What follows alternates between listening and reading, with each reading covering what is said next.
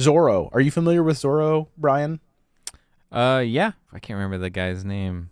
He's Puss in Boots, but Antonio Banderas. That's what he is. Antonio Banderas. That's right. Yeah. He the Mask of Zorro, right? I mean, that's a Yeah. much more contemporary or modern Yes. take on Zorro, but yeah, the original was. Yeah, there are two Antonio Banderas movies. There's one from 1988 and one from 2005. Oh, there's two of them. I didn't know that. Yeah, both with Okay. Antonio Banderas. And that's like for our age group, probably what we're most familiar with. But there are other things that Zorro, that was not his height of popularity, let's say. There were other times when Zorro was much more popular. Oh yeah, huge. Way back, probably when my dad was a kid, watching That's right. The Lone Ranger and stuff, right? Right. So his most popular adaptation of all time was probably a TV show that ran from 1957 to 1959 on ABC. That would have been the right time for my dad. Yeah, it was produced by Disney. And little sidebar, because I just love Disney, I'm not gonna lie. Disney owns ABC now, but at the time they didn't. And they've always had programming blocks on ABC. There was Walt Disney's Disneyland at the very beginning, which is like basically an infomercial for Disneyland that ran on ABC. There was Walt Disney Presents, Wonderful World of Disney, which is what it would have been called when we were growing up. In 1957, Disney was producing a ton of TV for ABC, and one of the things was a Zorro TV show. And Zorro was actually like very much part of the Disney brand at the time. So like he was at the theme parks. He was like part and parcel with Disney. So yeah, probably the most popular adaptation. Yeah, I remember listening to like the Zorro theme song. I believe there was this old, like 3 CD set of like classic Disney music that had like Okay. it had like Davy Crockett and Lavender Blue Dilly Dilly, and I mean it's like songs that are on movies they don't even like let people watch anymore, and stuff. Sure. And like I'm pretty sure there was a Zorro theme in there somewhere. Out of the night, when the full moon is bright, comes a horseman known as Zorro. This bold renegade carves a Z with his blade, a Z that stands for Zorro.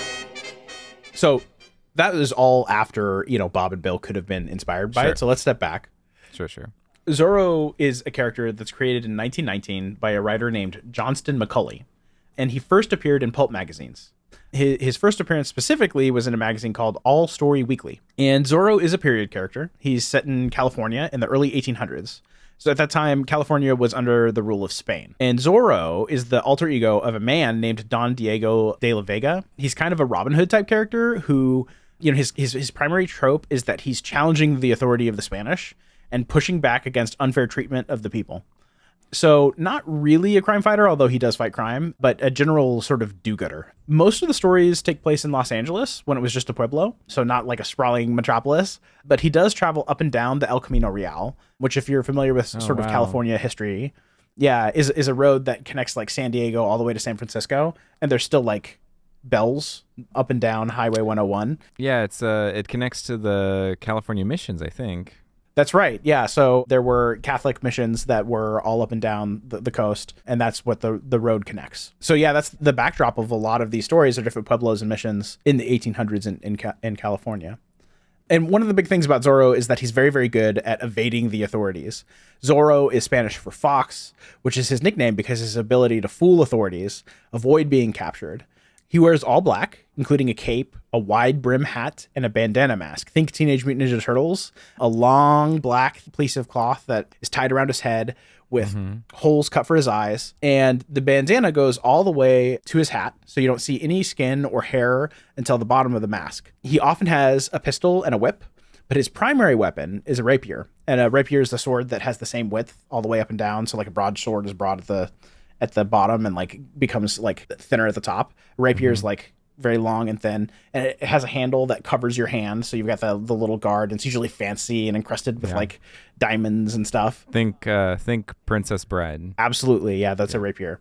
And he uses it to cut a Z wherever he goes as a calling card. So like if there's a cloth that's hanging from somewhere, if there's like bags of like rice or whatever, like he's cutting Z's wherever he goes so that the authorities know that the fox has escaped him once again. He's a vandal. Yes. So there's the visual inspiration where the top of his head is sort of covered, kind of like Batman's cowl, but there's also thematic inspirations as well. Both Zorro and Batman are vigilantes, so they're sort of above the law. They evade authorities and they have alter egos. Isn't he like wealthy? I don't know. I know that they position him as kind of a fop.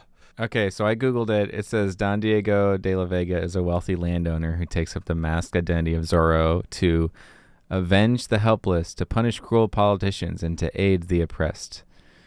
There you go. The source is lovecraft.fandom.com. Yeah, so that's, to be honest, I have never watched like anything with Zorro. I don't even know if I've watched the Antonio Banderas movies. Oh, it's pretty good. I mean, it makes me want to watch it right now. I've been on this kick to watch like just like 90s action adventure movies, not critically acclaimed, Sure. just like fun. It's like the other day I definitely spent like 30 minutes Googling movies like The Mummy. Because I really dig that. It's just fun. It's just super fun. So yeah, I would put this in that category. Just fun, action, adventure. Yeah. Nothing too crazy.